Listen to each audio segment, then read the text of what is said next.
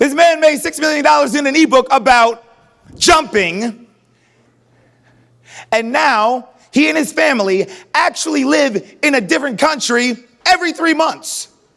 Why? Because that's what he wants to do. He's lived in over 60 countries, and everything he owns is actually in 2 bags upstairs in his hotel room right now. Because that's the life that he wants to live. And that is the beauty of this industry, is that it can create for you the kind of life you want to live. Maybe you don't want to travel to a new country every 3 months. Great, but he does, and that's what he gets to do. So what is it that you want to do? How do you want to create your life? That's the question that I want you to be thinking of as you listen to this next individual's story. So ladies and gentlemen, if you would please welcome to the stage, Mr. Jacob Hiller. Stand up. I was thinking about trying to close the room on my vertical jump product, but probably not a good audience.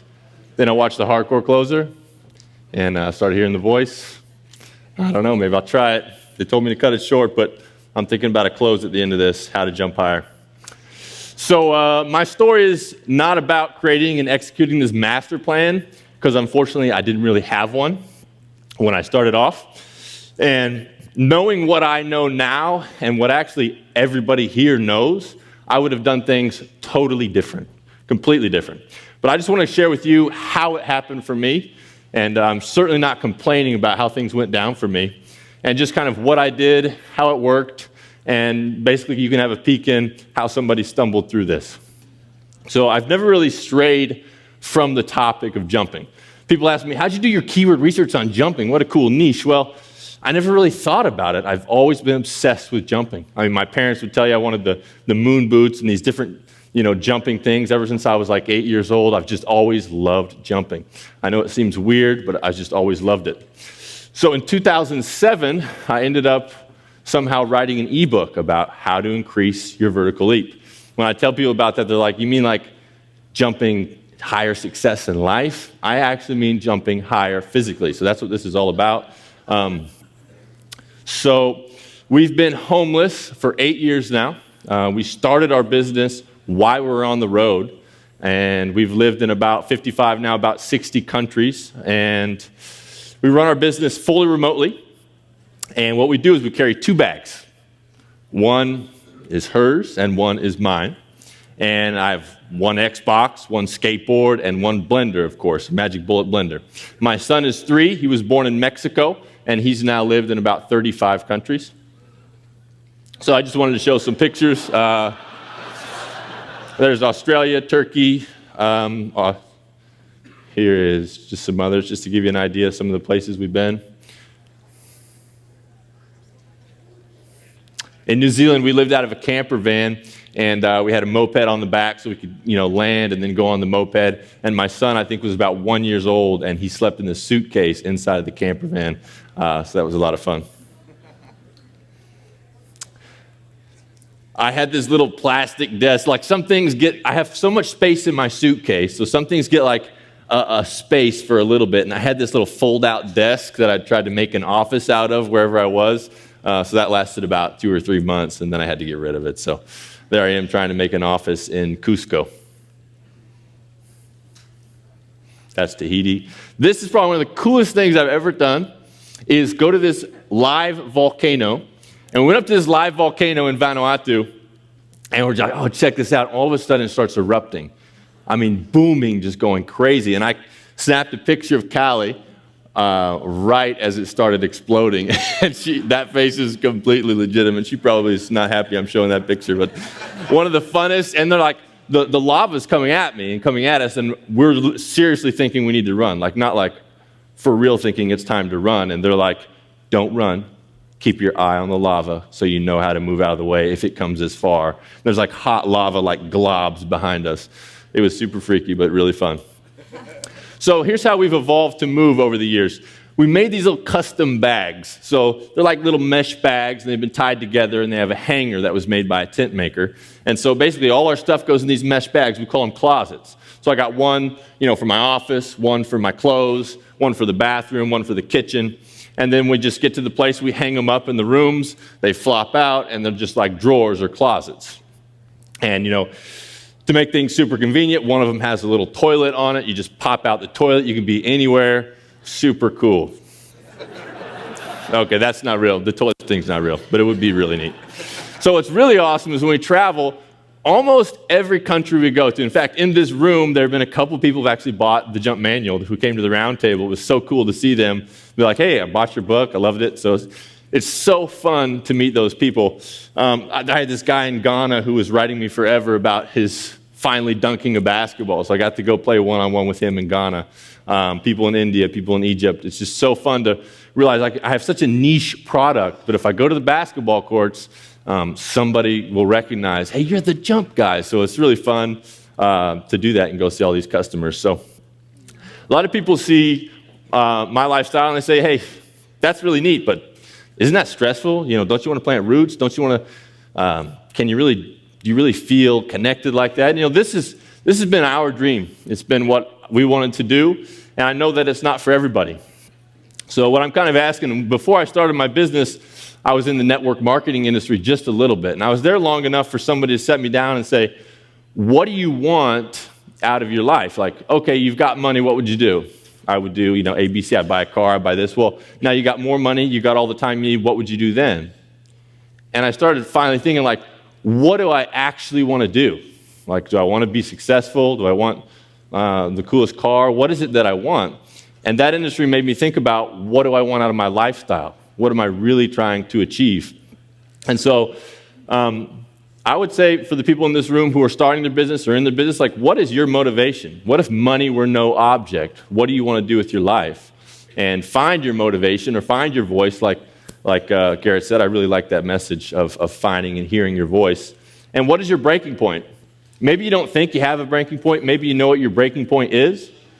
But think about what that breaking point would be. What if you go months without making a dime and spending money and putting in effort? Is that your breaking point? A year? What is your breaking point? Or do you not have a breaking point? And then get and stay committed to what you're doing. And I believe that this business is so amazing because ultimately it allows us to create whatever lifestyle we want. Whatever it is that we're thinking we want to achieve, we can have that time freedom and the money freedom to do anything we want. So it's about finding, know what works and plan the work the plan, and then know what doesn't work, which unfortunately a lot of it was for me was finding out what didn't work. And it's nice to finally know that doesn't work, so don't do those things. So I think in the beginning, my greatest strength, the best thing I did, and my brother will tell you I do this very, very well, is I work well with ignorance. I don't know something, and I just do it anyways. I don't know, maybe I think I know it, or I just move forward despite that. So it seems like the more you fail, the luckier you get. You fail enough, something's going to be lucky. A lot of people, sometimes I just feel like I got lucky, and then I realize I did fail a lot, and then eventually maybe I did just get lucky. I don't know. So the best thing I ever did in my business, for sure, without a doubt, was I took an awkward, very awkward and imperfect step forward. I had people making fun of me. People in the offices where I worked looked at my website and they were like, laughed. And later on, they're like, I cannot believe that worked. And they're just, it's so funny. So these are some of my first awkward first steps. I lived in this dorm room. And one day I just was like, I don't know, I really like vertical jump training. I wasn't thinking about a business. I wasn't thinking about making this big or anything. I just said, I'm going to turn on and talk about vertical jump training because I'm fired up about vertical jump training right now. So I got on and made this sweet little video. And then I made some more. Then I was like, I need to increase my production quality. I had a green mattress. So I propped up the mattress behind my chair and had a green sheet that I just washed. And I tried to make a green screen with a stadium behind it. And I put that up thinking it might be convincing. But you can see, I'm literally opaque. You can see through my forehead. Anyways, that was a big laugh back there. It's not that bad. It's not that bad. But eventually, this channel grew. Like, my videos were terrible. My stage presence on a camera was nervous, extremely white, pale, and just talking about vertical jump training, but those steps, people started talking on YouTube. They started saying, we want more. They said, do you have something we can buy? And I'm like, no, I don't. Do you have a website? No, I don't. Do you have a host? What is that? All these things, I had no idea. There wasn't ClickFunnels. Sometimes I wonder, what if I would have had all these tools back then? I really didn't know what I was getting into. I had no website, I had no product, I had no marketing research, I had no plan, and I just had a passion about jumping. So I started sharing my interest and reacting to the audiences and started saying, I need to get a website. And I made the worst website ever. I wish I had a picture of it. It was so bad. But I tried to do it myself, like text file, like coding, like looking up what's HTML, whatever. It was really bad. But that was the start. And I started giving away my product, giving away this PDF that I had wrote. I was scared to charge for it. I was scared to charge for my product. And when I finally did start charging people, I charged them $15. And then I charged them $30. And then I charged them $67. And so when I started my business, I would say 3 to 6 months in, I was making a McDonald's wage. I was making enough that I could probably live on it meagerly if I wanted, but I just went ahead and kept my other job too and just kept working it at the same time. And that's about the same time we went to Germany. Went to Germany because my wife found a job. She's like, I found a job. I want to work overseas. Hated the job. We decided, hey, let's go visit my brother in Macedonia. Now, when we were in Macedonia, things started picking up. Things started getting interesting. My wife said, this is actually working. Like, can I play too? So we started doing it together. And then we went to see a friend in Israel. And from that, we just started working our business, and we never stopped traveling. And it's been about 8 years. So.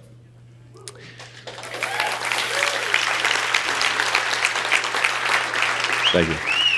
So in the first years of business, it was about content creation. I'm going to put my glasses on because I can't see the screen very well. So it was about content creation. I was just doing everything on my own. I was definitely the bottleneck of my business, but I was still doing it. We weren't living in houses or apartments. We were living in hostels. I mean, literally, we walked in, it was a bed and a place to put the suitcases, and we were living out of these places. So this is before, and we were trying to use walkie-talkies. We didn't even have cell phones. It was really funny. So I was making my content. I was doing all my customer support. I was doing guest interviews, and I'm going to show you exactly some of the things that worked and maybe some of the things that didn't, just so you can see what was working for me. And at this point, I was getting to the point where I was making money, and it was exciting, and I was like, wow, this might be something I can do. What is this?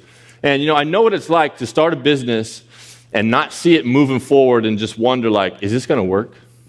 Like, are these efforts, am I wasting my time? Should I leave this and try to the next thing? So it's fun to see that energy and that anxiety and that passion and sense of urgency and desperation to some of the people who come here who are just starting their business. And I can't wait to see those people, next year and hear their story, how it's going down for them. So here's what I call my hillbilly content marketing. This is just how I did it. There's a lot of better ideas in this room that I've already heard. So this is just what ended up happening for me. So making all this content, I was making like a video a day, spending time making a video a day, trying to write an article a day, just doing it all by hand, doing it all on my own. So the great thing about content marketing is it's free. It gets great conversion, potentially lots of sales, and great positioning and posturing. The bad thing about it is it can be super time consuming and you're not guaranteed results. So here's my advice and what I ended up doing. Spend 1 to 3 hours per week, and here's how I did it. On my YouTube, I get all these questions, or I get all these email questions. So I put all of these questions on a big list of Excel spreadsheet, or I had a folder on my inbox. I just dragged every single question that I had. So I never made a piece of content unless it addressed a specific individual. So I never thought, oh, this is a good idea, and talked about it. I always addressed a specific individual. And I find that reciprocation seemed to build a sense of community. I answered somebody's question, 5 other people had it. So you get your list, you answer a question, and then you answer another. So what I would do is I would turn on my video, and I would say, Joe Blow has a question, and I would answer the question, and then I'd clap. And then I'd say, Susie has a question, answer the question, and then I'd clap. And I'd do about 10, 20 of those. And then that way, if you look in the video, there's a big spike where you clap. I would just cut them up, and then I'd put the intro and outro on, and I'd have 20 videos in about an hour. And then I would just schedule those out for the whole month. So in about an hour,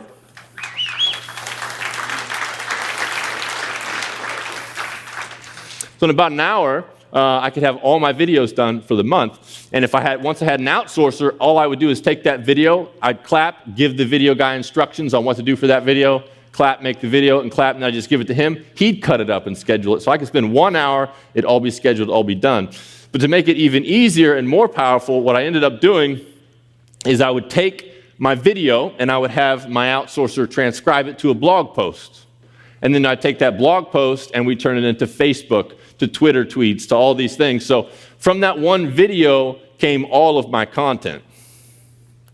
So it looked something like this. I had the video, and then we would distribute that video to the video sites. Then I had the article that came word by word from the video, and we put that on the blog and article distribution.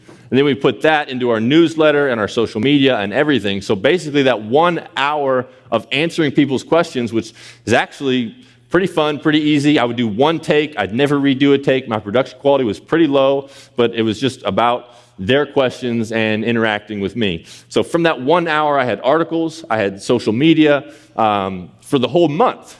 So I can't believe this used to take me, this was my whole life, just this.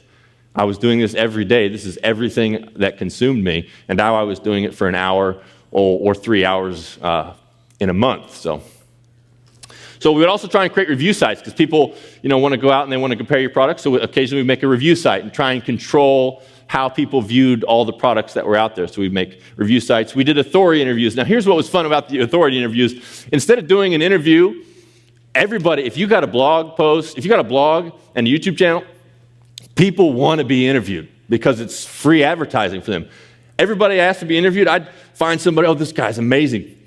He's never going to want to be interviewed. He'd love to be interviewed. And I'd always say it like this: Jacob Hiller speaks with so-and-so about topic. I wouldn't say me interviewing that person because it kind of puts me below them. I would try and put myself on the same level to make myself look like we were authorities together talking about a topic.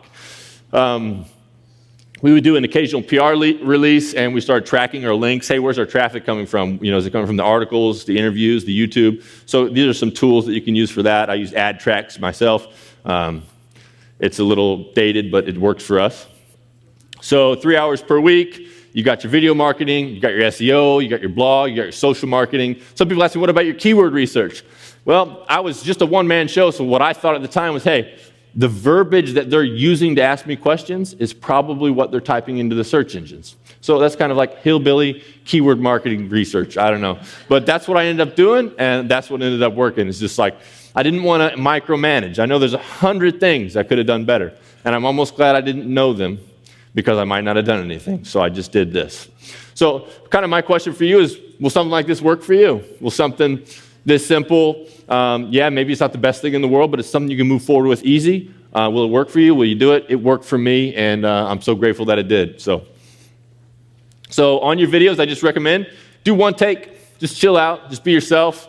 Good audio is probably more important than good video quality. So if you can get good audio, that's probably more important. You can draw on your iPad. You can have multiple cameras, do all that stuff. Just make it short, sweet. And before my videos weren't so great because I would just give content. Hey, here's some content later, that's it. But now I call them loops. I open the loop. Here's your question. Here's your answer. But I don't close that question without creating what I call eternal product pain. So basically, hey, here's your question, here's your answer, but that's not going to solve your real problem. And your real problem is this, and this will.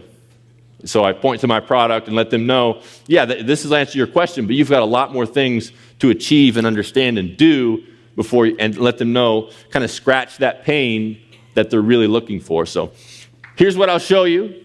Here's why it's important. Here it is. And here's what I'm not telling you. And here's where you can get that. So that's kind of the structure of all my videos. Question, answer, and the pain. So I think if you do this, for me, it didn't happen overnight, but over time of being consistent, just doing it, this momentum built. And here's how I did my collaboration. I'm talking pretty fast because I don't have a ton of time. So what I did is I tried to provide good tools to my affiliates. I wanted to find affiliates. People ask me, where did I find my affiliates? I put it first, I was on ClickBank, so ClickBank brought me a lot of affiliates, and then I'll show you how I went and found affiliates. So I went out to YouTube, Facebook, and I found all the influencers, which Russell went over to. I just found the people who could influence my jumping niche, people making videos and all that.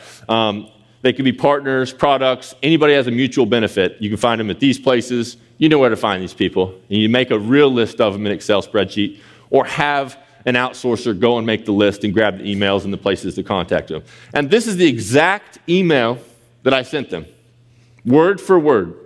I said, hey, cross-promoting their name or their product. So I never said, hey, and I get so many emails like this, I got this awesome thing, you want to promote it? Maybe, but this I would talk about promoting them. And I would say, hey, I ran into your site, your product, I thought it was interesting, I wanted to see if there was an opportunity to cross-promote each other.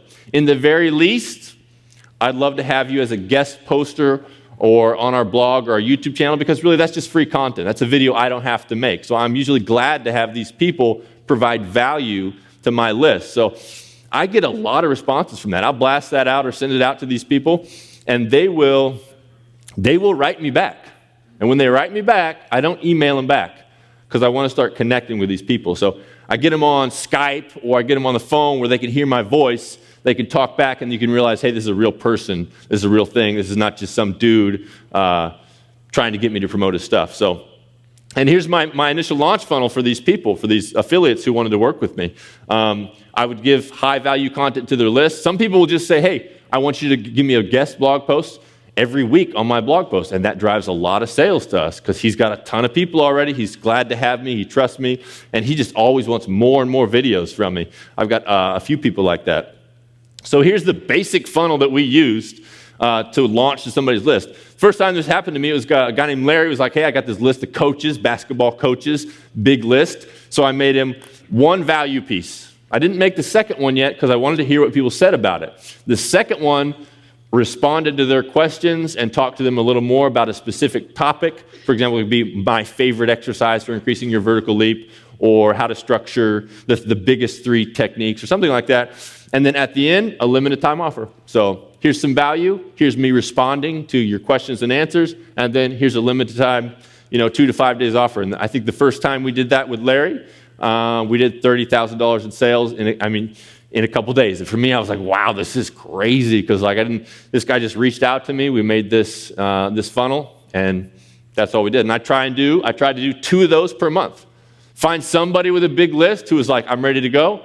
Use that same funnel, gave it to the same person, and just, even the people who didn't buy, they started to learn about us. Eventually, like ESPN called us, and Sports Illustrated called us, and came out and trained with us, and all this stuff. It's because you're getting to these influencers, and they're saying, oh, this guy's the best. They're making you look so awesome, because they're promoting you, and they're wanting you to look good as well. So do that 2 times a month, and once again, I think momentum just ends up building. So JV partners, you gather them, you send out your 2 to 4 emails per month, and then you cultivate the people who are potentially interested in cross-promoting each other. And I don't just say cross-promote, I want to promote them to my list too on the back end. So is this something that you could do? I don't know. It ended up working for us. It didn't cost me any money.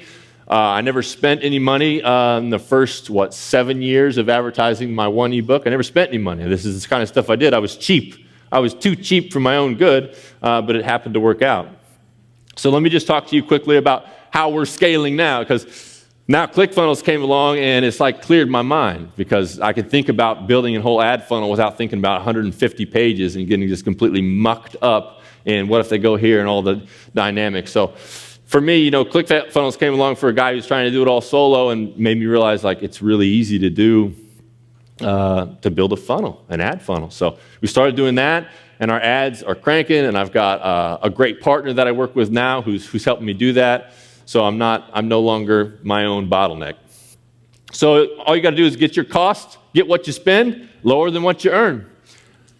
I was asked last night, what is the one thing I would change if I could do it all again? First of all, there's 100 things I'd change. But if I could say one, I would have started building this ad funnel right from the beginning. Because when you build an ad funnel, You pay for your traffic, so it's got to be good. It's got to convert. You got to have products on the back end. You start really honing in. Affiliate traffic, organic traffic's all free, so it's just all gravy. But this, you really start honing on. You really start making it work. So this is our simple ad funnel.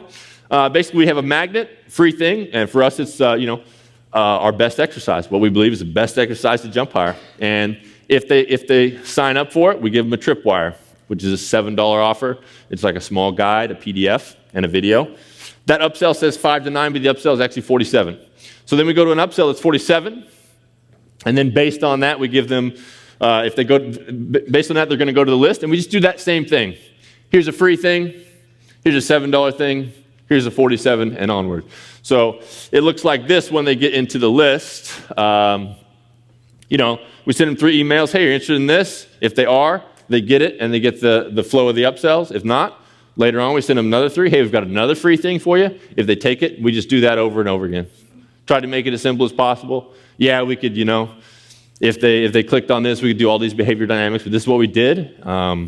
We split tested using ClickFunnels as much as we could, and we found out how to tweak the system, and we scaled up our ad budget to about $1,000 a day, and then we got banned by Facebook. And then we redid everything, and now we're at it again, so it's really fun. So eventually, I became the bottleneck of my own business. Some people were asking about this the other day, about how I build my team remotely. Outsourcing versus out-tasking. Instead of giving a task to somebody, and then another one, here's $19, or here's one task, I really love having a team. Somebody who knows my stuff, who knows what I do. This is my team. Every year, I got a key to their office. I walk in on them, surprise them, and we go to the beach or something or hang out. I love these guys. I get my team from the Philippines. I pay them each about $400 to $600 a month. They work 40-hour weeks. So obviously, a virtual assistant can do a lot, and these are some of the tools. I know I'm kind of speeding through this. But here's what I do with my emails. First thing I love to do is get my emails out of the way. So I never look at my inbox. I only look at the emails that my outsourcer puts in the Jacob folder. And if he's supposed to do that, I'll send it back to him and say, here's how you handle that email. So now I never look at my inbox, because that inbox can be a huge distraction. You look at it, it's just flooding in, you're just checking it, sending emails. So I never look at my inbox. I only look at the box that he has put emails specifically for me. Yeah, sometimes he sees a random personal email, whatever, but I just don't care, because I love how that works for me. So I work really closely with them. Once they get the system, they just roll. They start making their own tutorials. We keep them in a file in Dropbox, so if we got to turn over, hire somebody new, they can retrain themselves. Because the training, you think you can just hire somebody and boom, your business is outsourced, but you really got to spend time training them. And then it can start duplicating, and they can start duplicating themselves. But you got to spend that initial time with those people at first. Here's how I manage our workflow. I use a system called Agile, or GTD. What we do is we make a huge list of every task we want to do in the world, everything I ever think of, got an idea, I put it on the list. I bubble up our most important tasks to the top. And then we do what's called a sprint. So a sprint means this week we're going to accomplish this task, this task, this task, and that one. I put them in the sprint. We name the sprint, get excited about that specific sprint, and yeah, that's what we do. We find that doing that is not just an infinite stream of tasks that goes forever. They have a sprint to accomplish. And I noticed they were just so much more focusing on sprints than just the unending line of tasks. And so we use Asana. That's what we use to manage our workflow. We put everybody in Asana. We name our sprint. We put the ones in for this week. We accomplish our sprint. We put a deadline on that specific sprint. So we have a group of tasks that need to be done. This is what the inbox looks like. I love the inbox in Asana because if somebody comments, you just look at your inbox, you respond to the comments, and you just keep going. You never know, what am I supposed to look at today? You kind of live out of the inbox once you start working it like this. So that's how I worked with my remote team. And we have the team do Pomodoros too, which is like time boxing. So basically what they do, I like Pomodoro because Pomodoro is this idea that for 25 minutes I'm working 100% focused. So you take 20 minutes and you dive in, we count down and we jump into our task and we say, during these 20 minutes, I'm not allowed to look at anything else but my task. And so it's kind of a way to measure specific focus. So we use Pomodoros. The rejects were slides that I was going to show you guys, but I won't have time. So that's it. I'm so excited about where my business is at right now. I feel so grateful that I was able to stumble through and do so many stupid things, and things still worked. But I think the one thing that I did do right is I just kept doing stuff. Stuff didn't work.